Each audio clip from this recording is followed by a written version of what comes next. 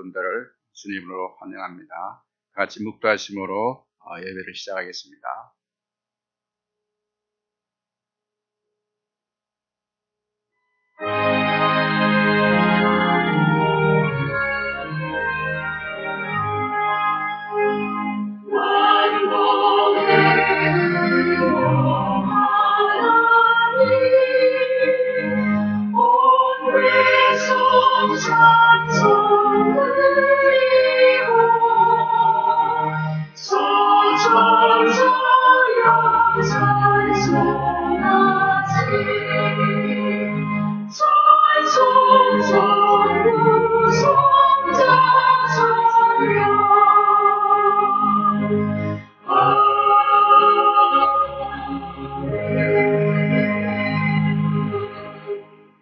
아버지께 참으로 예배하는 자들은 신령과 진정으로 예배할 때가 오나니 곧 이때라.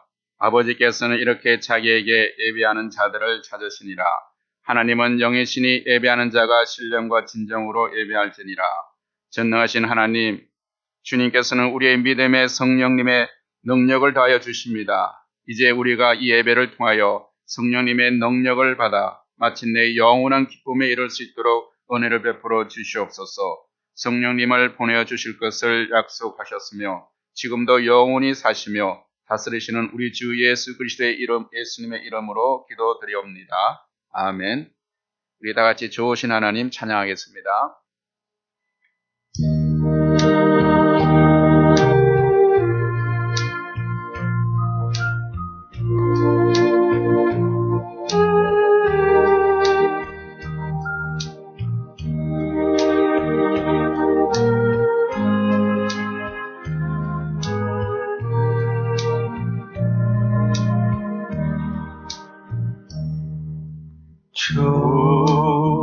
좋으신 하나님, 좋으신 하나님, 참 좋으신 나의 하나님,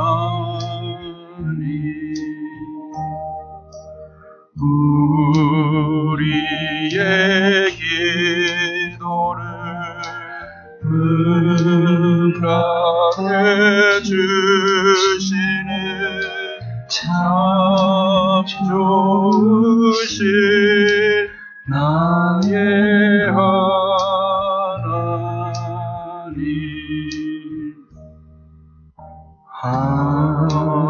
한없는 축복을 우리에게 주시는 참 좋으신 나의 하나님.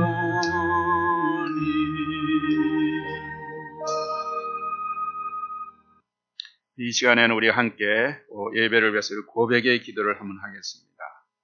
사도 바울은 제 문제를 이렇게 고백하고 있습니다. 나는 내가 원하는 선한 일을 하지 않고 도리어 원하지 않는 악한 일을 합니다. 나는 속사람으로는 하나님의 법을 즐거워하나 내 지체에는 다른 법이 있어서 내 마음의 법과 맞서 싸우며 내 지체에 있는 죄의 법이 나를 포로로 만드는 것을 봅니다. 아, 나는 비참한 사람입니다. 누가 이 죽음의 몸에서 나를 건져주겠습니까? 우리를 사로잡고 있는 것들이 무엇입니까?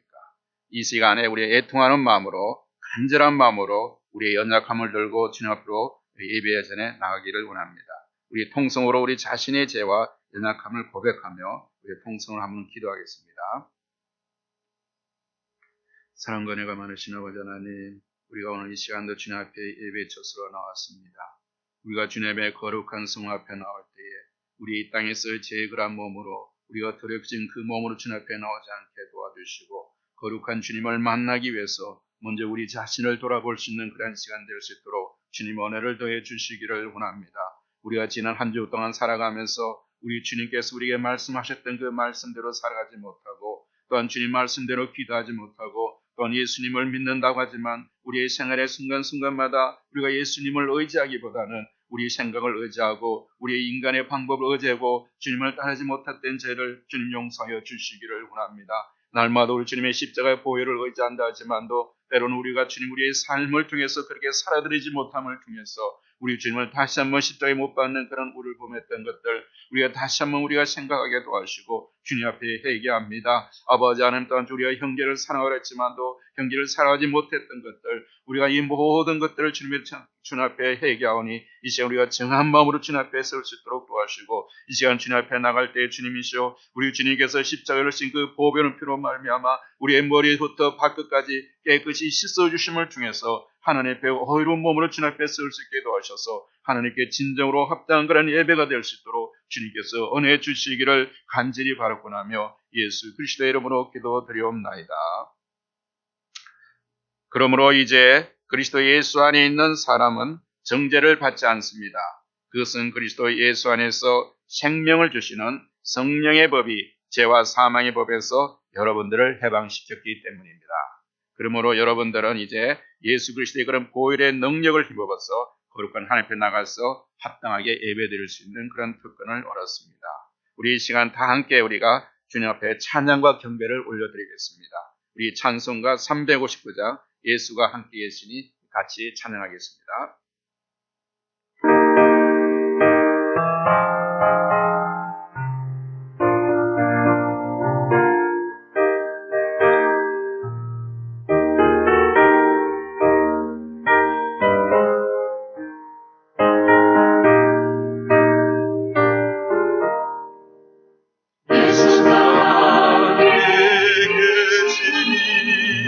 시온이 원하고 있네 기쁨의 고난 되시는 예수를 위해 섭시다 날마다 주를 섬기며 언제나 주의 길이고 그 사랑 안에 살면서 간 길로 가지 맙시다. 이 세상 사는 동안에 주 이름 증거하면서 무한한 복락 주시는 예수를 위해 섭시다. 날마다 주를 섬기며 언제나 주의 길이고 그 사랑 안에 살면서 간 길로 가지 맙시다.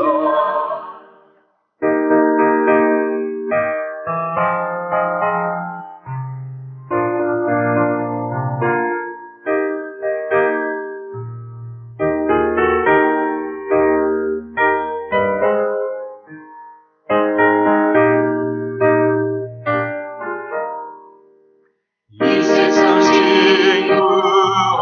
친구하소서 예수는 나의 친구니 우리가 이를 버리고 예수를 위해 섭시다.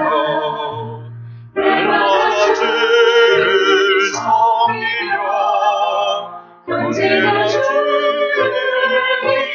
길이고 그 사랑 안에 살면서 간 길로 가지 맙시다. 주께서 심판하실 때 너를 다 칭찬하리니 이러한 선을 얻도록 예수를 위해 사시다. 날마다 주를 섬기며 언제나 주의 길이고 그 사랑 안에 살면서 간 길로 가지 맙시다.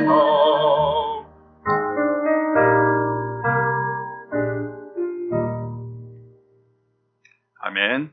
우리 이 시간에 다시 한번 91장 찬양하겠습니다. 우리의 살아가는 삶이 힘들고 어려울지라도 우리 예수 이름 때문에 우리가 기뻐하고 또 우리가 찬양할 수 있는 이유가 있습니다. 이 가사를 생각하면서 우리가 다시 한번 힘있게 한번 찬양하겠습니다. 석 91장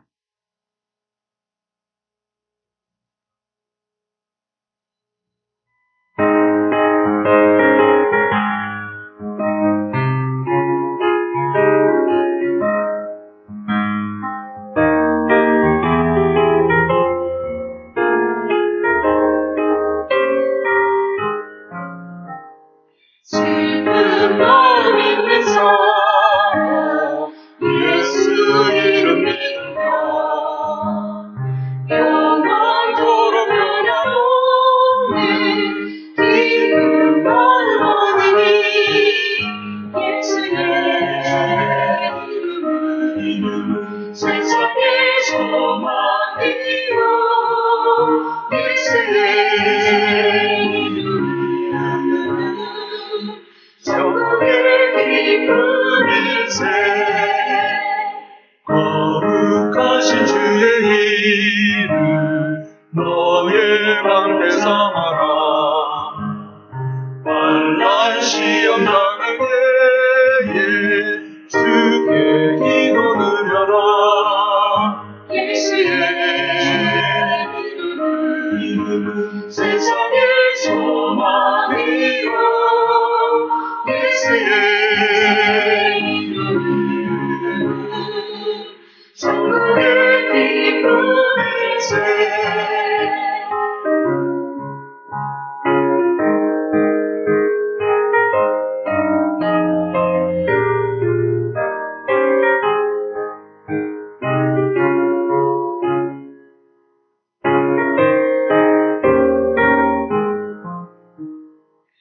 존귀하신 주의 이름 우리 기쁨 되노라 주의 품에 안길 때에 기뻐 찬송 부르리 예수의 이름은 세상의 소망이요 예수의 이름은 천국의 기쁨일세 우리 걸려간 후에 오전 앞에 나가요 왕의 경배하며 멸류관을 드리니 예수의 이름은 세상의 소망이요 예수의 이름은 천국의 기쁨일세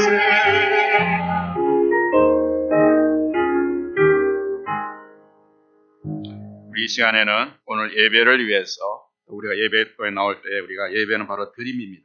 그래서 하나님께 드림을 위해서 우리가 드릴 수 있는 특권이 있으면 얼마나 감사한지 우리가 이게 하나님께 우리 드림이 온전한 예배가 될 수 있기 위해서 오늘 헌금을 위해서 또 예배를 위해서 우리 함께 통성을 한번 기도하겠습니다. 사랑과 은혜가 많으신 아버지 하나님, 참 저희들 이 지하 가운데 살아는 저희들을 하나님의 자녀 삼아주시고 또 이렇게 주님 앞에 나서 예배할 수 있는 그런 특권을 허락해 주심을 감사합니다. 정말 우리가 주님 앞에 나올 때 예배는 주님 앞에 엎드리는 것이고 또 우리의 주님 가진 모든 소유가 하나님께로서부터 온 것임을 우리가 참으로 인식하며 또 주님께서 주신 것을 주님 앞에 올려드릴 수 있는 그런 귀한 아버지 그런 시간을 주님께서 허락해 주심을 감사합니다. 아버지 우리에게 주신 이 헌금, 우리의 주신 모든 물질과 우리의 모든 그러한 주님이셔 주신 것들을 우리가 하나님께 정성을 준비하여서 주님 앞에 올려드립니다. 하나님께서 주님이셔 이 물질을 받으시고 하나님께서 영광 받으셔서 주님 앞에서 온전한 그런 예배가 될 수 있도록 주께서 도와주시기를 원합니다. 우리가 드리는 것에 적고 많음이 아니라 우리의 마음을 드릴 수 있도록 주께서 도와주시고 아버지 과거의 그 두 랩돈처럼 우리의 전 그런 마음을 드릴 수 있는 그런 합당한 그런 예배가 될 수 있도록 주께서 도와주시기를 원하며 오늘 단주 이 시간에 주님께서 차징해 주셔서 우리의 예배를 받으시고 우리에게는 하나님의 환한 은혜 가운데 갈 수 있도록 도와주셔서 하나님의 충만한 그 은혜 가운데서 성령께서 우리의 마음을 다스리고 성령께서 우리를 주장하여 주심을 통해서 우리가 이 예배를 통해서 하나님께서 오는 그런 놀라운 그런 은혜와 기쁨을 가지고 또한 주님의 그런 능력을 가지고 우리가 세상으로 나갈 수 있는 그런 위로와 격려의 시간 되게 하시고 하나님께서 영광이 되는 아름다운 그런 예배가 될 수 있도록 주께서 축복해 주시기를 간절히 바라고나며 예수 그리스도의 이름으로 기도드리옵나이다. 이 시간에 우리 헌금성 4개 있는 향료컵을 하면서 자연스럽게 나와서 헌금을 주님 앞에 드리겠습니다. 내게 있는 향유가 주께 가져와 그 발 위에 입 맞추고 예드리리라. 나를 위해 험한 산길 오르신 그가 걸음마다 크신 사랑 새겨놓았네. 걸음마다 크신 사랑 새겨놓았네.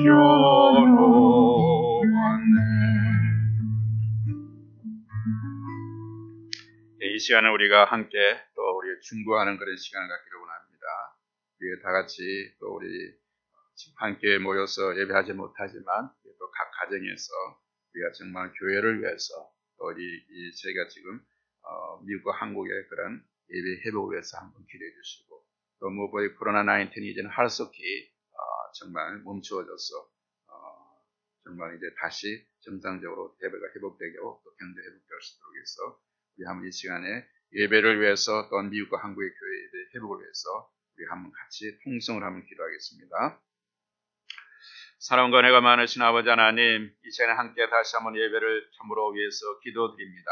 오늘 우리에게 주신 예배가 하나님께 영광이 되는 예배게 하시고 오늘 우리 교회에서 예배뿐만 아니라 온 모든 인류 가운데 아버지 전 세계에서 아버지 이 주의를 기억하고 전 거룩한 주의 성의를 기억하면서 예배하는 그 처소처소마다 하나님께서 임자하여 주시기를 간절히 바라곤 합니다.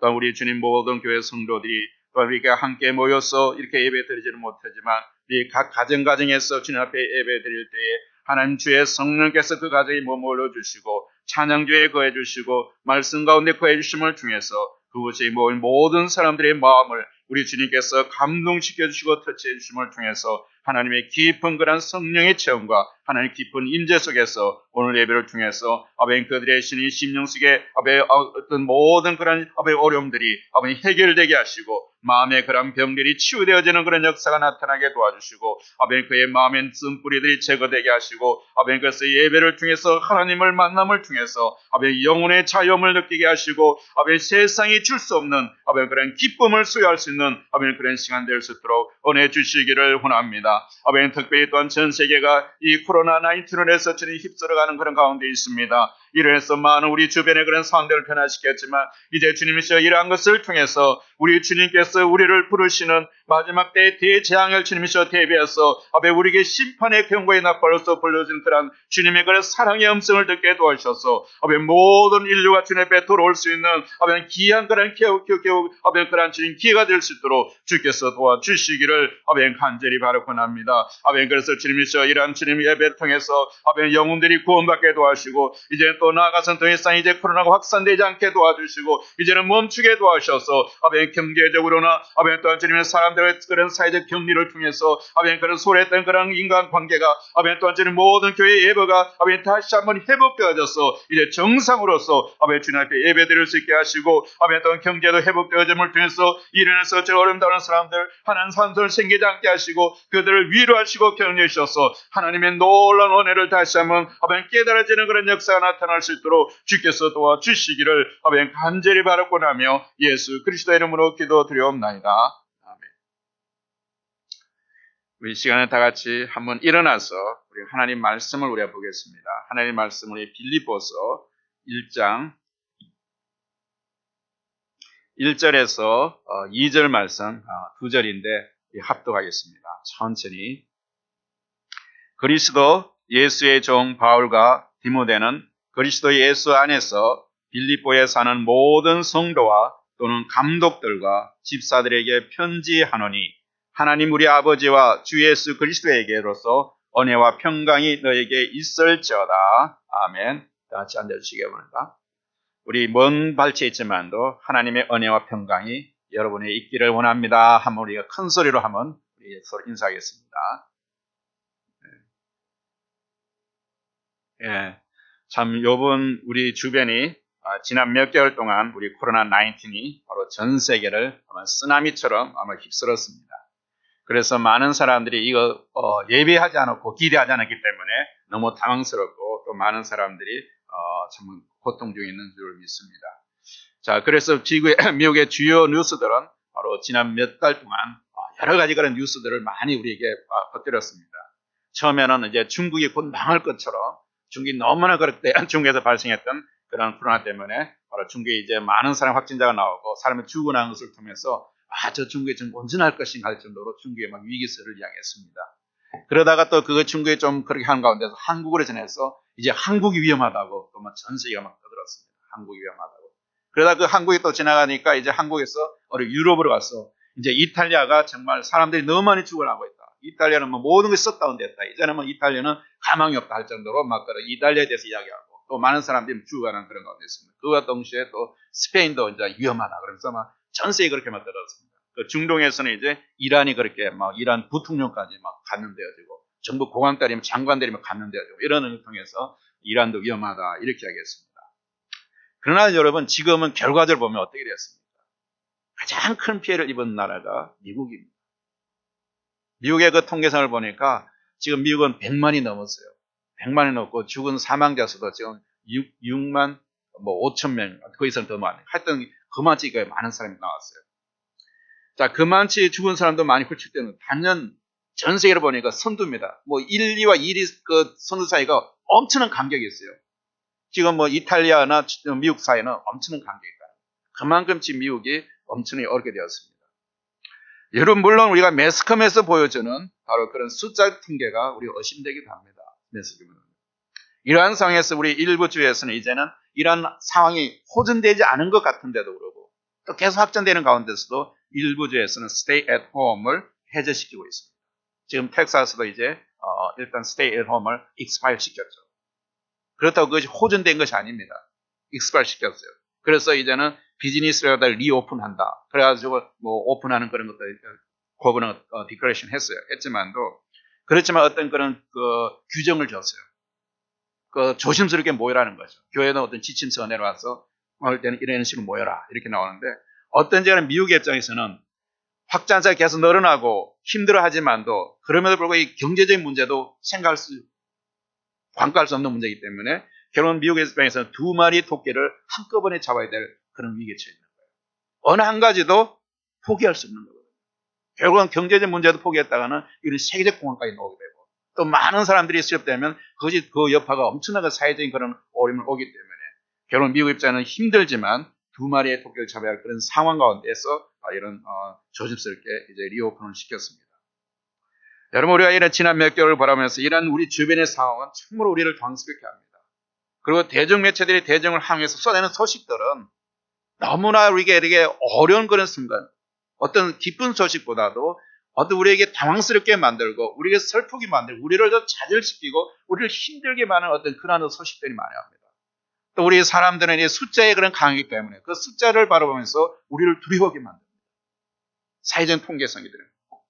그리고 그런 것을 통해서 이 대중매체들은 어떤 특정한 사람에서 모든 사람에게 어떤 그런 막 쏟아내는 그런 어떤 그 매체이기 때문에 이 소식들을 우리가 신뢰하기가 참 힘듭니다.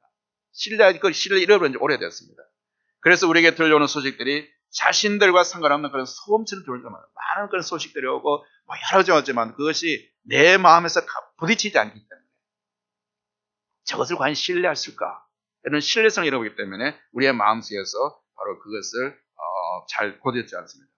여러분 이런 암울한 시간 속에서 어쩌면 많은 사람들은 어쩌면 한여름의 냉소 같은 그런 정말 시원하고 기쁜 소식을 기다리고 있을지도 모르겠습니다. 여러분 그렇죠? 정말 우리에게 좋은 소식이 들려왔으면 좋겠죠. 좀이라 암울한 소식보다도. 그래서 저는 앞으로 몇 주 동안 우리가 기쁨의 서신을 알려지는 빌립보서를 통해서 진정한 우리에게 기쁨의 비결은 무엇인가를 한번 발견해 볼까요? 여러분들 중에 혹시 가장 최근에 손으로 쓴 편지를 보내거나 아니면 손으로 쓴 그런 편지를 받아본 적이 있습니까? 있으세요? 예. 요즘은 전자매체가 많이 발달되어 손으로 쓴 편지를 보내는 게 굉장히 어렵습니다. 옛날같이 이렇게 편지 한번 쓰려고 하는 그런 것들이. 그래서 어떤 사람이 편지에 대해서 이렇게 말했습니다. 이 편지는 수신자 혼자서만 읽는 호사스러운 문학이다. 그리고 그것은 혼자서 듣는 오케스트라와 공연 같다. 이 말은 뭔가 하면 이 편지 대중매체와 달리 이 편지는 굉장히 개인적이라는 겁니다. 우리가 편지를 쓸 수 있는 것은 그냥 이 타임에서나 뭐 카톡을 보내는 거나 이메일을 보내는 것이 아니라 정말 정성스럽게 편지 형식을 맞춰서 쓰는 건 그 사람에 대해서 어떤 관계가 형성되어 있기 때문에 또 아는 그런 관계 속에서 어떤 그 관계를 맺기 위해서 이런 편지를 쓰게 됩니다. 그래서 편지는 지극히 개인적이며 사람들의 또한 그런 편지에서는 정서가 묻어납니다. 그 편지를 받으면서 그 사람의 감정과 그 사람의 사랑을 우리가 벌써 알게 되는 거죠. 아마 이메일이나 카톡 보내는 그런 사람보다도 정서적인 편지하고는 다를 것입니다. 그래서 요즘 같은 세대는 바로 이러한 것들을 통해서 바로 감동을 주기도 합니다. 편지를 하게 되면. 전자매나 홍수 속에서 잉크를 흘려 쓴 편지는 바로 편지는 문자 자체의 어떤 그 메시지 이상의 그런 어떤 감동을 주는 그런 마음이 그런 깃들어 있는 것입니다. 손으로 쓴 편지는 바로 글쓴이의 몸 내용과 마음이 스며있기 때문입니다. 그래서 막 이런 편지를 많이 했던 옛날에는 만물이 약동하고 장미꽃이 우리의 마음을 쓸려게 하는 계절의 여왕 5월입니다. 이런 식으로 시작하는 그러는 말투가 어쩌면 우리가 너무나 상투적이고 형식적이지만도 요즘은 그렇게 쓰는 그런 어떤 편지라도 한번 받아봤으면 하는 그런 마음들이 있습니다. 왜냐하면 그러한 형식적이고 상투적인 편지라 할지라도 오직 받는 이에게만은 해당되는 문법이 존재하기 때문입니다. 왜냐하면 그 사람들에게 바로 이런 계절의 인사를 통해서 바로 사랑과 마음과 서로 공유하고자 하는 그런 마음들이 있는 것이죠. 그래서 사람들은 그러한 편지 한 통을 주고가면 기다릴지를 모릅니다. 여러분 옛날에 편지 한 통을 쓰려고 하면 수십 장의 편지지가 찢어졌습니다. 저도 그래도 편지 한 쓰려고 그러면 처음 편지 쓰다 보면 글씨체가 나빠서 또 찢어버리고 또 한순간 뭔가 이 표현법이 이건 아니에요. 또 더 좋은 표현을 찾다 보니까 이 마음에 안 들어 찢어버리고 그 내용이 또 보는 게 마음에 안 들어 찢어버리고 이렇게 계속 쓰다 보면 이게 찢어버리면 편지지가 엄청나게 구겨서 휴지통이 막 떨어지네요. 그렇게 하다가 편지 쓰다 보면 날밤을 새울 때도 있고 그래서 편지 한 통을 쓸 때가 있습니다. 자, 이렇게 바로 밤을 새워서 편지 하나를 만들어내기 때문에 쓰는 사람의 마음이 담길 수밖에 없는 것이죠. 그 편지 받는 사람의 생각합니다. 그 마음을 생각을 하면서 그 사람을 생각하면서 쓰는 그 마음이기 때문에 그래서 이러한 편지를 받는 사람들은 아마 행복할 것입니다. 그 마음을 담아서 오는 편지입니다. 또 이러한 편지를 쓰는 사람도 바로 편지 쓰는 그런 대상이기 때문에 바로 기쁨이 있을 것입니다. 그래서 편지는 모두에게 기쁨이 되고 감동이 되어 왔습니다. 물론 그렇지 않은 편지도 있었을 것입니다. 여러분 그 C.S. 루이스의 그 스크루 테이프의 편지라는 그런 책이 있습니다. 자, 그 책은 바로 그 책에 보면 거기에는 이런 이야기가 있습니다. 거기에는 고참 악마가 조카 악마에게 바로 고참 악마가 자기 조카인 악마에게 쓰는 편지가 나와 있습니다. 거기에서 고참 악마는 바로 기독교인들을 바로 그리스도인들을 다음같이 굉장히 빈정되는 그런 편지를 씁니다. 어떤 편지냐면 이렇게 나옵니다. 기독교인들은 영락 없는 쾌락주의자들이다. 고난의 십자가, 환난과 핍박 등은 표면적인 모습일 뿐 그들의 심내는 영원한 즐거움을 추구하고 거기에 빠져있다. 이렇게 빈정되었습니다. 자, 여기에서 고참 악마가 말했던 것처럼 기독교인, 그리스도인들은 현세에서 고난과 슬픔의 심년에는 더욱 큰 영원한 기쁨이 차렸다는 말은 맞습니다. 그들이 말한 건 맞습니다. 그것으로 또 그것 때문에 기독교인이 쾌락주의라고 한다면 그것도 맞습니다. 자, 우리 성도들이 추구하는 것이 세속적인 그런 기쁨, 세속적인 쾌락과 다를 뿐이지 성경적인 기쁨을 추구함에 있어서는 기독교인의 최종의 가치는 바로 영원한 기쁨을 추구함에 있습니다. 정말 우리의 삶 가운데서 영원한 기쁨을 추구하는 것. 그것이 우리 성도들이 하는 그 추구하는 그 목적이다. 우리 삶에서. 이 세상이 주는 기쁨이 아니라 하나님이 주는 기쁨. 우리가 앞으로 함께 일어날 이 빌립보서 전체의 주제는 바로 오늘 제가 이야기한 것은 바로 기쁨이라는 것 주제는 이 기쁨 전체가 이야기하는 건 바로 기쁨이라는 것 주제가 있습니다. 한 단어로 우리가 표현하는 건 기쁨입니다. 그것이 어떤 기쁨이냐? 그리스도 안에서는 이런 기쁨. 세상에 주는 기쁨이 아니라 그리스도 안에 있는 그런 기쁨을 말하는 것이 바로 빌립보서입니다. 그래서 빌립보서는 목회자 바울과 그 당시 교회사에 있었던 참 따뜻하고 예정 어린 그런 편지로 연결되어 있습니다. 편지는 무작위로 써야 하는 대중 매체는 다르다고 했습니다. 편지는 관계를 통해서만 형성됩니다. 보내는 자가 있고 그리고 받는 자가 있는 지극히 개인적인 관계를 통해서 편지를 존재하게 되어 있습니다. 그래서 편지를 쓰고 있는 바울이나 이 편지를 받은 빌립보 교회는 동일하게 그 당시 어려운 그런 환경 가운데 놓여 있었으나 그리스도로 말미암아 서로에게 큰 위로가 되고 있음을 보여주는 것이 빌립보서입니다. 힘들고 어렵지만도 이 편지를 통해서 그 편지 안에 바로 매개체 된 것이 바로 예수 그리스도 그 안에 있기 때문에 그래서 바로 그 어려운 상황 속에서도 우리가 서로 위로를 줄 수 있고 격려를 줄 수 있는 그런 편지라고 합니다. 오늘 우리가 살아가는 이 시대가 너무나 힘들고 어렵고 정말 사람과 서로 이제 거리를 두게 하면서 서로 만나지 못하는 그런 가운데이기 때문에 너무나 소홀해지고 인간이 어떤 소외되는 그런 현상입니다. 이런 가운데서 우리가 서로 기쁨을 누릴 수 있는 것은 바로 우리의 어떤 기쁨이 있느냐 바로 그것이 우리가 발견하기 원합니다. 여러분 모두가 빌립보서를 통해서 사도 바울이 선언한 이 놀라운 기쁨의 비밀을 배울 수 있기를 바랍니다. 자, 그래서 오늘은 빌립보서의 서론에 해당하는 시간입니다. 빌립보서는 에베소서와 골로새서, 빌레몬서와 더불어 사도 바울의 옥중 서신 중에 하나입니다. 뭐라 그랬죠? 사도 바울의 옥중 서신. 그것은 바로 감옥에서 썼던 편지라는 겁니다. 4개 편지, 빌립보서, 에베소, 골로새서, 빌레몬서 중에서 하나라는 것이죠. 그리고 그 기록 시기는 예수님께서 오신 후인 61년, 63년경으로 시작됩니다. 그러나 예수님이 돌아가시고 나서 승천하시고 나서 30년 후에 이 빌립보서를 썼다는 겁니다. 그런데 이 빌립보서의 배경이 되는 빌립보라는 도시는 어떤 도시냐? 마게도냐, 그것은 바로 이방인 도시였습니다. 마게도니아의 중심 도시였습니다. 이 빌립보라는 이름은 바로 그 당시 여러분 알렉산더 대왕은 아시겠지만도 이 알렉산더 대왕의 아버지가 바로 마게도니아 왕 필립이셨는데 이 사람이 이 빌립보를 건축한 바로 그런 왕입니다. 그래서 그 왕의 이름을 따서 바로 필리피아 이렇게 명명했습니다. 그래서 그 당시 지역에서는 가장 큰 도시였고 로마 시대에서는 자치권을 부여받은 식민 도시로서 소로마라고 부를 정도로 굉장히 부강한 그런 도시였습니다. 그런데 여러분 먼저 이 빌립보 지역이 성경에서 바로 가장 먼저 언급된 것은 바로 사도행전에 나옵니다. 사도행전 16장에 봅니다. 자, 이 사도행전에 어떤 사건이 나냐 그러면 이 바울이 그 당시 아시아로 이제 복음을 들고 가려고 했어요. 복음 전하러 가는데 갑자기 사도 바울의 꿈에 환상 중에 바로 마게도니아 사람이 나타나서 건너와서 우리를 도우라. 환상중을 본 거예요. 원래는 그쪽으로 가려고 하지 않았는데 원래는 아시아로 정반대로 가려고 했는데 바로 성령께서 임해서 그 사도 바울의 그런 꿈속에 환상 중에 바로 이런 성령이 인도해서 지시해서 바로 마게도나를 가게 됐어요. 그것이 바로 이 마게도나, 그 빌립보입니다. 자, 그리고 건너 도라는 그 바로 마게도나 건너와서 우리를 도라는 그 강력한 사건을 통해서 이 사도 빌립보로 가게 됨을 통해서 바로 빌립보가 교회가 생성되는 겁니다. 그리고 빌립보 초기 사역에서 사조장사 루디아를 만나서 전도했습니다.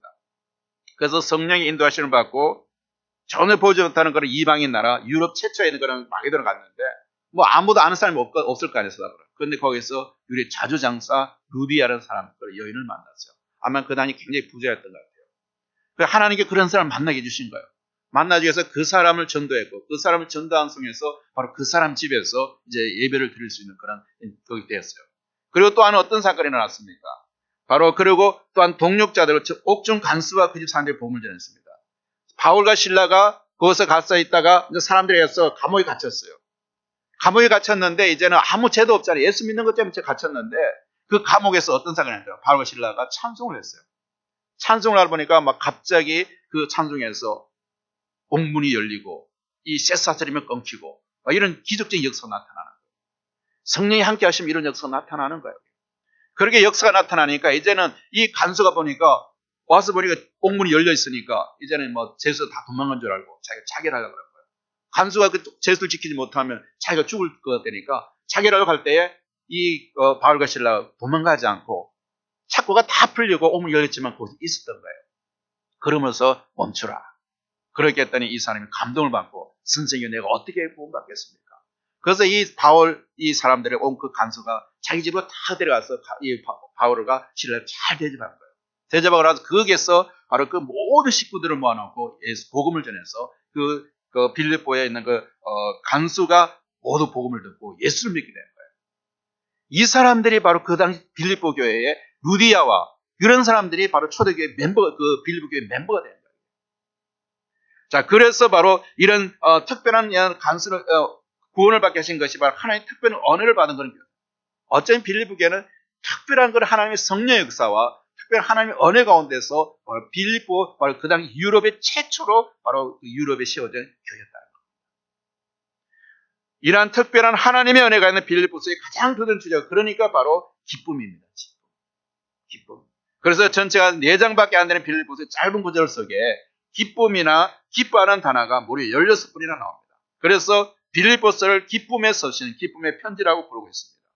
바울은 자신의 기뻐할 뿐 아니라 빌립보 교회 성도들을 향해서 여러 번 주 안에서 기뻐하라고 경문하고 있습니다. 그러나 항상 일상 우리의 삶은 만난 기쁠 수만 있는 것은 아니겠죠. 이렇게 바울 자신이 기뻐하고 또 그 많은 빌립보 사람들에게도 기뻐하라고 주 안에 기뻐하라고 하지만도 사실 그 바울의 그 현 상황은 어떻습니까? 감옥에 갇혀 있어요. 기뻐할 수 있는 환경이 아니었다는 겁니다. 그런데도 바울은 기뻐할 수 있다는 겁니다. 어쩌면 우리가 이런 상황에 대해서 만약 우리의 일상을 한번 돌아보십시다. 우리가 정말 나는 기뻐야지 하지만도 내 마음과 다르게 우리의 벌어지는 모든 일상의 주변의 사건들은 나를 힘들게 하고 나를 어렵게 하는 게 너무 많아요. 그래서 그 환경을 바라보면 내가 기뻐하는 환경이 전혀 없는 거예요. 나는 기뻐하고 싶은데 주변 환경이 나를 기쁘게 만들지 못하는 거예요. 어쩌면 이런 세상 속에서 우리가 기뻐해 갈 수 있는 것은 아마 이 세상을 초월한 어떤 그런 성자들이나 또 하는 전혀 이 세상에 감각 없는 느끼지 못하는 바보들이나 또 세상은 정신병자처럼 희죽이 죽고 다니는 그런 사람들처럼 의식을 살아가는 그런 사람들이 아마 기쁨이라는 그 사람들의 삶의 방식이 아닐지도 모르겠습니다. 정상적인 사람으로서는 도저히 이 복잡한 세상에서 우리의 삶 속에서는 제정신으로서는 우리는 날마다 기쁘다고 고백할 수 없는 그런 우리 삶의 환경 속에 우리가 살아가고 있는 것은 정말 비정한 사실입니다. 그래서 우리는 기쁨을 잃어버리는 많은 이유들에서 기쁨을 갖기를 원하지만도 기뻐하지 못하는 이유가 있습니다. 우리의 일상의 삶에서 너무나 분주한 가운데서 우리가 교회에 다니고 하나님을 섬긴다고 하지만도 하나님을 섬기다 보니까 하나님을 섬기면서도 기쁨이 없습니다. 하나님을 열심히 섬기지만 기쁨이 없으니까 하나님을 섬기는 것이 또한 부담이 됩니다. 정말 우리가 교회 와서 예배하고 봉사하고 이런 것이 기쁨이 일어나야 그것이 정말 부담이 안 되는데 그냥 마지못해 하는 것처럼 우리 마음속에 기쁨이 없을 때는 그 하는 일 자체가 바로 부담이 됩니다. 이처럼 기쁨은 우리가 건강한 삶을 살고 건강한 봉사일을 감당에 있어서 반드시 필수적인 요소입니다. 기쁨이 있어야만이 우리가 할 수 있는 여러 가지 다른 일도 할 수 있는 겁니다. 그래서 어떤 설교는 이런 말을 했습니다. 기쁨은 인생의 가장 창조적이고 건설적인 에너지이다. 이렇게 기쁨이 우리의 삶과 봉사와 헌신의 삶에 있어서 중요한 것임에도 불구하고 많은 교회는 우리는 기쁨 가운데 살지 못합니다. 그 이유가 무엇이라고 생각합니까? 우리를 기뻐하지 못하는 이유. 그것은 바로 우리에게 기쁨을 뺏어가는 세 가지 중요한 요인이 있습니다. 첫 번째는 뭡니까? 조금 전에 이야기했처럼 환경의 어려움입니다. 환경의 어려움. 우리 주변이 우리를 기뻐하게 못합니다. 우리가 처한 환경이 어려울 때는 우리는 결코 기뻐할 수 없습니다. 이 같은 환경 영향을 받고 환경의 지배를 받는 것이 바로 인간의 존재들입니다. 환경 영향을 받을 수밖에 없어요. 살아가는 것이.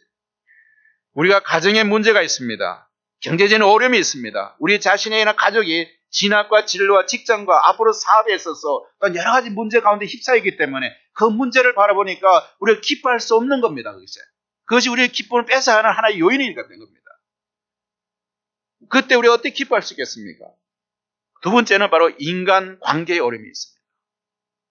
또 인간관계의 어려움이 있을 때도 우리는 기뻐할 수 없습니다. 환경의 어려움보다 인간관계의 어려움이 더 힘든 것 같아요. 어떤 환경의 어려움 우리가 그냥 애써서 우리가 이렇게 하지만 인간관계는 우리 감정적인 문제이기 때문에 그것을 우리가 우리 마음에 표현되기 때문에 그런 문제를 안고서는 우리가 기뻐할 수 있는 게 아니에요. 그냥 표면적으로 할 수 있지만 그건 진정 기쁨이 아니죠. 그렇기 때문에 인간관계 문제는 더 고통을 당할 때가 있습니다. 그때 우리 인간관계 어려움이 얼마나 힘들고 고통스러운지를 처절하게 우리가 깨닫게 됩니다. 그러면 인간관계의 어려움을 당할 때는 결국 우리가 기뻐할 수가 없습니다. 세 번째는 어떤 죽음의 위기를 느낄 때 내 삶 가운데서 위기가 다가와서 내가 죽을지도 모른다. 왜냐하면 여러분의 어떤 암에 걸렸다든지 아니면 어떤 교통사고로 그런 사고를 당해서 그런 어떤 것에 죽음이 임박하는 그런 어떤 그런 위기의식을 할 때 우리는 기뻐할 수가 없습니다. 이처럼 환경의 어려움과 인간관계의 어려움과 죽음의 위기는 우리에게서 기쁨을 앗아가고 강탈해 갑니다. 환경의 어려움이나 인간관계의 어려움이나 죽음의 위기 중에서 그 세 가지 중에서 하나만 겪어도 힘들어서 우리는 기뻐할 수가 없습니다. 그런데 만약에 우리가 이 세 가지 어려움을 동시에 당한다면 어떻게 되겠습니까? 그래도 기뻐할 수 있겠습니까? 죽음의 위기와 인간관계의 문제, 우리 환경 주변의 여러 가지 문제가 그게 천천히 같이 이렇게 따라 떠오르는 것이 아니라 동시로 왔다는 거예요. 그러면 우리가 정말 사면초가에서 그렇게 기뻐할 수 있는 그건 못할 겁니다. 그러나 그러게 바울은 결국 기뻐할 수 없는 그런 상황이었다는 거예요. 바울의 사도였습니다.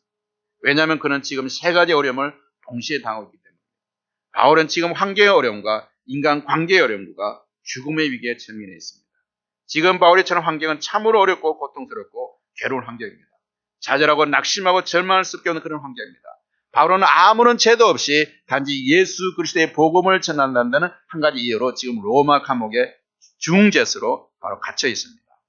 빌립보서 1장 13절 14절 보니까 이러므로 나의 매임이 그리스도 안에서 모든 시대함과 그 밖의 모든 사람에게 나타났으니 형제 중 다수가 나의 매임으로 말미암아 바울은 매여 있다는 거예요. 바울은 자신이 지금 세사들에 매여서 로마 황제 시대의 감옥 안에 갇혀 있다는 겁니다. 그리고 에베소 6장 20절에 보니까 내가 세사슬에 매인 사신이 된 것을 이렇게 고백하고 있습니다. 세사슬에 묶여서 감옥에 중죄에서 갇혀서 사는 것이 얼마나 괴롭고 고통스럽겠습니까? 바울은 환경의 어려움을 인하여 말을 쓰는 그런 고통을 당하고 있는 그런 현실입니다. 또 바울은 인간관계 어려움도 당하고 있습니다. 그는 같은 그리스도인들로부터 특별히 스스로 믿음이 좋다고 믿음이 열심히 있는 신자로부터 그런 잡아놓은 사람들부터 비난과 시기와 헐뜸을 당하고 있었습니다. 바울은 1장 15절 10절 보니까 어떤 이들은 투기와 분쟁으로 그리스도를 전파하니 그들은 나의 매임과 괴로움을 당하게 할 줄을 생각하여 순수하지 못하게 다툼으로 그리스도를 전파하느니라. 여러분 바울이 감옥에 갇히자 그 사실을 아주 고수하게 생각하는 사람들이 있었다는 거예요. 바울을 헐뜯고 바울을 좀 못마땅히 생각하는 사람들. 그런 사람은 남이 잘 되는 걸 싫어하잖아요. 그러니까 바울이 감옥에 갇히자마자 옳거니 잘 됐다. 고수하다고 생각하면서 그렇게 좋아하는 그런 사람들이 있었습니다. 그들은 어쩌면 이제까지 바울 때문에 빛을 보지 못했던 사람들, 아니면 바울 때문에 자신들의 이익이 되는 그런 욕망을 채우지 못했던 자들. 바울만 없었으면 내가 이런 것도 하고 있을 텐데 바울이 올곧게 나가니까. 그런데 이제 바울이 바로 감옥에 죄수로 갇히자 그는 이제 때가 왔다고 생각했습니다. 그러면서 바울의 권위와 영향을 악화시키기 위해서 바울을 비난하고 중상모략합니다. 감옥에 갇혀 있는데도. 여러분 환경의 어려움보다도 더 견디기 어려운 것이 바로 인간관계의 어려움입니다. 바울은 지금 환경의 어려움뿐만 아니라 인간관계의 어려움도 당하고 있습니다. 그뿐만 아니라 바울은 죽음의 위기도 겪고 있습니다. 바울은 중죄수로서 언제 사형 선고를 받을지 모르는 그런 상황 속에 있습니다. 여러분 사형 선고를 받기 전에 죄수에 앉아서 있는 것이 얼마나 고통스럽습니까? 그 시간이 기면 더 이게 사람 피를 만들어 그래요. 그러면 내가 형을 받은 것보다도 형을 받을지 모르는 그 기다리고 있을 때 죽음의 걸 사형받았을 때 바로 바울은 그와 같이 언제 이 사람이 사형 선고를 받을지 모르는 그런 상황 속에 있는 겁니다. 결국 사도 바울은 바로 그런 사형 선고를 받고 나중에 순교를 하게 됩니다. 인간에게 마음 깊은 곳에는 바로 죽음에 대한 그런 원초적인 그런 두려움이 있습니다. 누구에게나 나는 죽음이 두렵지 않아 이렇게 하는 사람들도 죽음에 대한 두려움이 원초적인 마음이 내재해 있는 거예요. 있어요, 원초적인 사람이라면. 그래서 극단적인 경우는 하지만 프랑스 루이 15세라는 사람은 왕은 신하들이 자기 앞에서 이 죽음이라는 말 자체를 꺼내지 못하게 만들었어요. 죽음은 생각도 하기 싫다는 거예요. 그렇다고 피해지는 건 아니잖아요. 그래서 죽음이라는 말을 꺼내는 떠올리기만 해도 무조건 그런 신하들을 감옥에 갖다 넣었어요. 그만치 죽음 피해보려고 했어요. 그만치 근데 지금 바울은 바로 언제 죽을 그런 죽음의 위기에 처해 있다는 거예요. 이렇게 바울은 지금 환경의 어려움과 인간관계의 어려움과 죽음의 위기 속에 앞에 직면해 있습니다. 그러기에 바울은 심히 괴로워하고 염려하며 두려워할 수밖에 없는 그런 상황이었습니다. 기뻐한다는 것은 도저히 꿈도 꿀 수 없는 그런 어떤 상황에 있는 것입니다. 기쁨의 환경이 아니에요. 현실은 다른 겁니다. 그런데 여러분 어떻습니까? 그런데도 바울은 기쁨으로 가득 차서 기뻐하고 또 기뻐합니다. 이것이 그냥 자신이 만들어낸 기쁨이 아니에요. 그냥 가식적으로 내가 보려는 기쁨이 아니에요. 그래서 사실 포가 나지 않습니다. 그런데 이것은 그의 마음대로 하는 그런 기쁨 때문에 누구나 봐도 그 사람 통해서 기쁨이 막 전달되는 거예요. 환경은 그렇고 이런 삼중고를 받고 있지만도 기뻐하고 있다는 거예요. 자, 그렇다면 바울이 도저히 기뻐할 수 있는 상황 속에 이렇게 기뻐할 수 있다는 그 비결이 무엇일까요? 그런 환경 속에 있는데도. 그렇다면 이 바울을 통해서 우리가 그리스도인으로서 이 바울같이 우리의 환경을 초월해서 우리 이런 어려움 가운데서도 기뻐할 수 있는 비결이 있지 않겠습니까? 과연 그리스도인이 참는 기쁨의 비결은 무엇입니까? 그것은 바로 우리 마음 안에 기쁨의 근원이신 예수 그리스도가 갇혀 있습니다. 기쁨의 근원, 기쁨의 소스. 우리가 만들어내는 기쁨이 아니라 그 기쁨의 근원 우리 속에 들어오면 그것이 자연 나올 수 있다는 거예요. 그래서 기쁨의 근원이신 예수 그리스도로 우리가 충만했으면 우리 마음속에 가득히 있으면 그것이 우리에게서 흘러나오지 않겠습니까? 그래서 내가 억지로 기뻐하려고 하는 그걸 모는 것이 아니라 내가 예수로 충만했으면 나의 삶의 환경이 어떠든지 간에 그것이 바로 우리를 극복할 수 있고 기쁨을 낼 수 있다는 거예요. 중요한 예수 그리스도가 내 안에 있어요. 지금 바울의 마음속에는 예수님으로 가득 차 있기 때문에 그리스도 외에는 다른 것으로 피주 들어갈 틈이 여지가 없습니다. 다른 그들에게 염려나 근심과 어떤 죽음의 공포 이런 것이 바울의 마음속에 들어갈 여지가 없는 거예요. 왜냐하면 그 안에는 예수로 가득 차 있기 때문에. 비어있는 공간이 없어요. 예수로 가득 차 있기 때문에. 그래서 두려움이 들어올 공간이 없다는 거예요. 예수로서. 그래서 바로 이 바울과 우리가 어떻게 알 수 있냐 그러면 오늘 우리 빌립보서를 통해서도 우리 빌립보 전체 구절이 전체 보면 짧은 구절이 104절밖에 안 되는 이 빌립보서에 오직 그가 예수, 그리스도, 예수, 그리스도, 그리스도 예수, 주라는 단어가 51번이 나타나는 거예요. 이 짧은 서신에. 두 절마다 한 번꼴로 예수 그리스도가 표현되고 있다는 거예요. 사람의 마음에 있는 생각은 사람은 마음에 있는 생각을 하게 되어 있습니다. 자기 마음에 있는 것을 말로 하게 되어 있는 거예요. 그리고 되어 있고 그걸로써 표현하게 되어 있습니다. 그래서 주님께서는 마태복음 12장 33-34절에 이렇게 말씀했습니다. 나무도 좋고 열매도 좋다 하든지 나무도 좋지 않고 열매도 좋지 않다 하든지 하라. 그 열매로 뭐라고 했죠? 그 열매로 나무를 아느니라. 독사의 자식들아 너희는 악하니 어떻게 선한 말을 할 수 있겠느냐. 독사의 자식들아 너가 악한데 어떻게 선한 말을 할 수 있겠느냐. 우리의 마음이 악하면 선한 것이 안 나온다는 거예요. 이는 마음에 가득한 것으로 입으로 말하면 너희들 가득한 것이 악인데 나오는 것이 악밖에 더 있겠어. 입으로 말하면 선한 사람은 그 선에서 선한 것을 내고 악한 사람은 그 악에서 악한 것을 낸다. 이것이 예수님의 말씀입니다.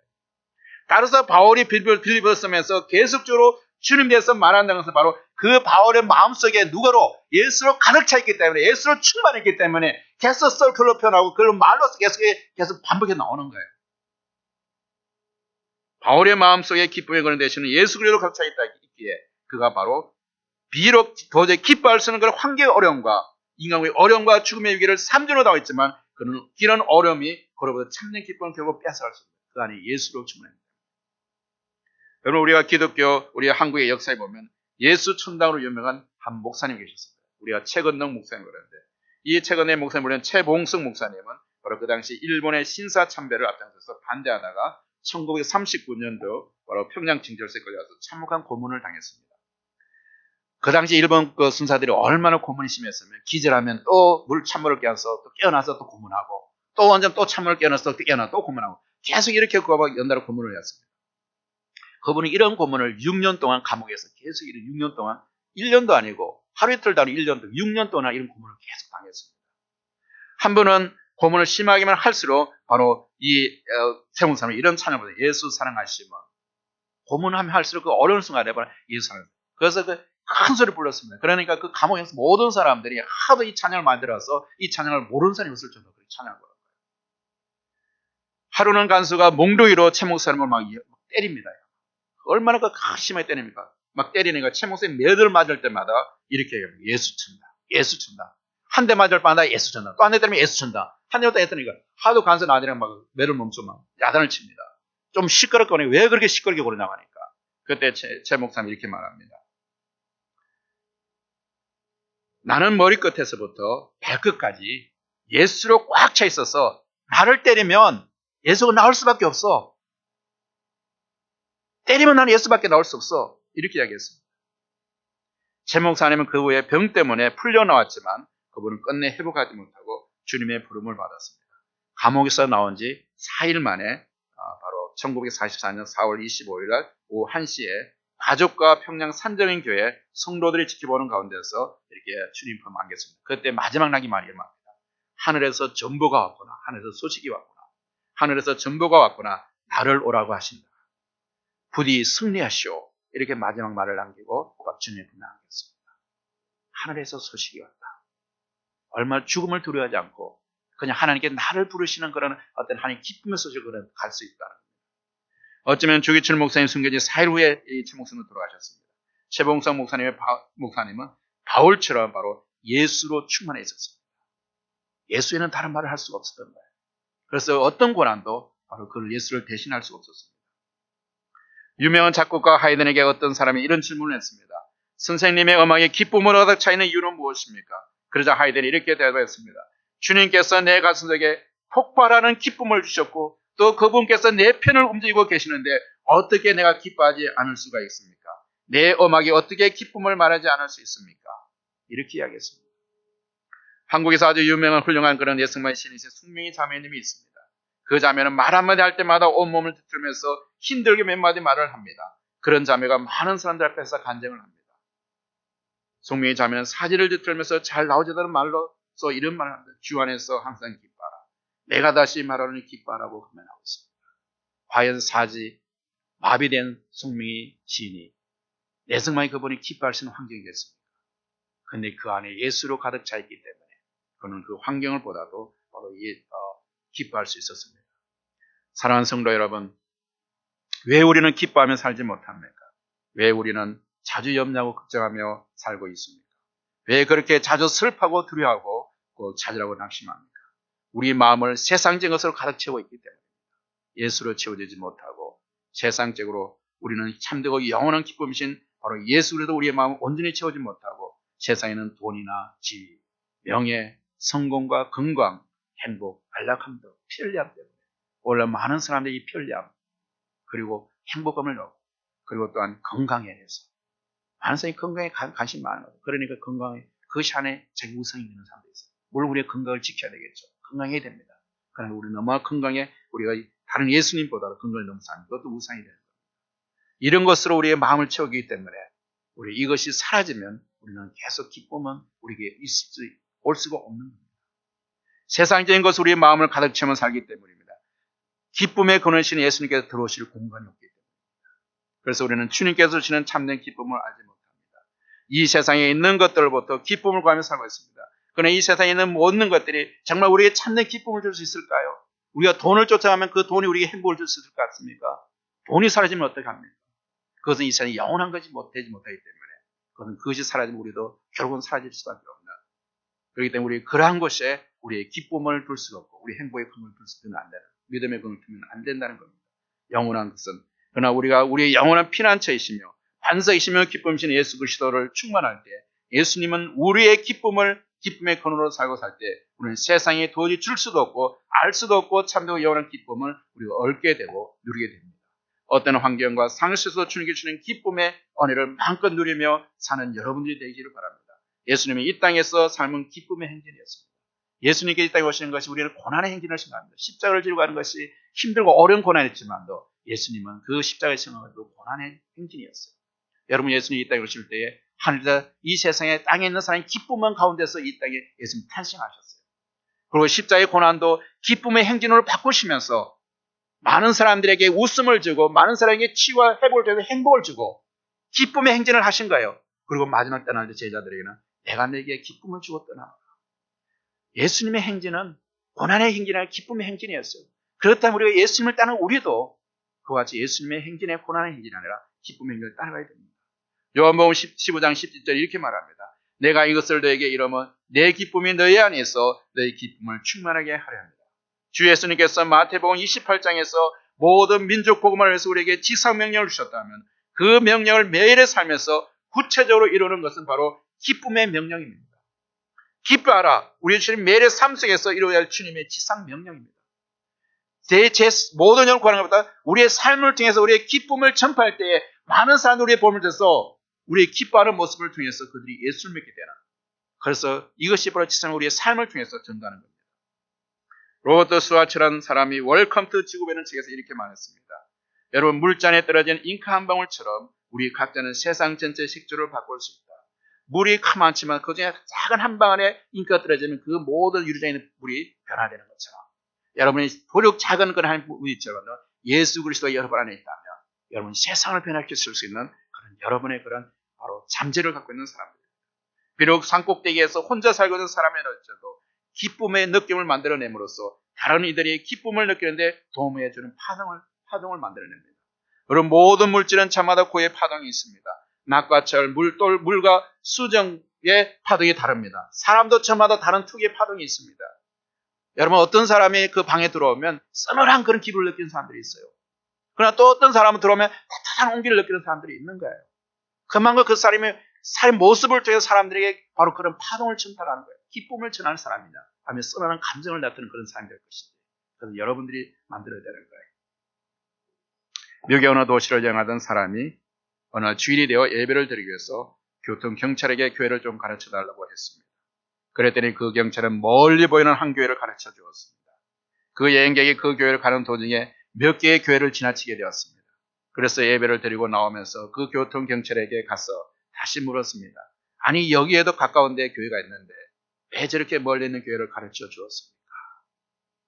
그러다 이 경찰은 이렇게 이야기를 합니다. 자기는 교회를 다니지 않고 불신자이고 교회는 아니지만 내가 경찰을 하면서 교회에서 예배를 드리고 나오는 사람들의 표정을 보면 그건 쟤는 다른 교회들보다도 저쪽에 있는 교회에서 나오는 예배 드리고 나오는 사람들의 표정을 보면 훨씬 기쁘고 즐겁게 보였습니다. 믿지 않는 사람들도 우리의 모습을 통해서 바로 그들은 우리를 판단하고 있다는 것. 나는 교회는 아니지만 그 교회가 좋은 교회인 것 같아서 내가 당신에게 소개한 것입니다. 여러분, 믿지 않는 세상 사람들 눈에도 은혜 받은 얼굴과 은혜 받지 못한 얼굴은 드러나게 되어 있습니다. 평안하고 기쁜 환경에서 나오는 감사보다 고통과 환난 가운데서 나오는 감사가 더욱 값진 감사입니다. 설령 우리의 삶에 많은 힘겨운 문제가 있을지라도, 이런 코로나 같은 그런 여러 상황에 우리에게 올지라도 우리가 기쁨의 근원이신 예수님으로 충만하다면 우리의 환경원에서 우러나는 기쁨이 있습니다. 기쁨의 근원이신 예수님으로 충만함으로써 그리스도의 향기로운 기쁨의 편지로서 여러분이 또 다른 사람에게 다가갈 수는 없겠습니다. 그래서 우리는 예수 그리스도의 그런 편지가 기쁨의 편지가 되어서 우리 이웃과 세상으로 나가야만 합니다. 예수님이 여러분들을 통해서 이 세상을 기쁨에 충만한 것으로 변화시킬 것입니다. 여러분이 바로 기쁨의 본원이신 예수님을 모시고 살기 때문에 기도하겠습니다. 아버지 하나님, 코로나19이 전 세계를 쓰나미처럼 휩쓸어가는 현대의 상황에서도 많은 사람들이 고통 가운데 있습니다. 하나님의 은혜가 필요합니다. 저희들에게 긍휼을 베풀어 주시옵소서. 또한 모든 인류가 한 영혼이라도 더 구하시는 하나님의 마음을 깨달을 수 있게 하여 주시옵소서. 앞으로 올 대재앙의 심판의 날을 경고하는 하나님의 나팔 소리를 들을 수 있는 길을 허락해 주시옵소서. 인류의 심판의 날을 피하여 주님의 고의 날개 아래로 들어오게 하시옵소서. 우리에게 영생을 주시는 아버지 하나님 앞에 나올 수 있는 유일한 길이 우리의 생명이고 진리시며 길 되시는 예수님밖에 없음을 깨닫게 하시옵소서. 예수님의 자신의 생명과 인생의 주인으로 영접하게 하시옵소서. 하나님의 자녀로 구원되게 하시옵소서. 특별히 오늘 말씀을 통해서 기쁨의 권위이신 예수님과 동일한 삶이 되게 하시고 매일의 삶 속에서 기쁨의 명령을 실천하면서 복음의 증인의 역할을 담당하게 하여 주시옵소서. 지금은 우리를 구원하시는 예수 그리스도의 은혜와 하나님 아버지의 극조하신 사랑과 성령님의 감화 감동하심이 오늘 예배를 드리고 나가는 모든 우리 타일교 성도들과 또 각 가정에서 예배드리는 우리 모든 성도들과 또 이 땅에서 구원받아야 될 모든 사람들의 예수 그리스도를 구원받아야 될 이 땅의 모든 사람들에게 지금부터 영원토록 함께 계실지어다. Now the love of our Lord Jesus Christ, the grace of God, and the guidance of the Holy Spirit will be with us forever and ever. Amen.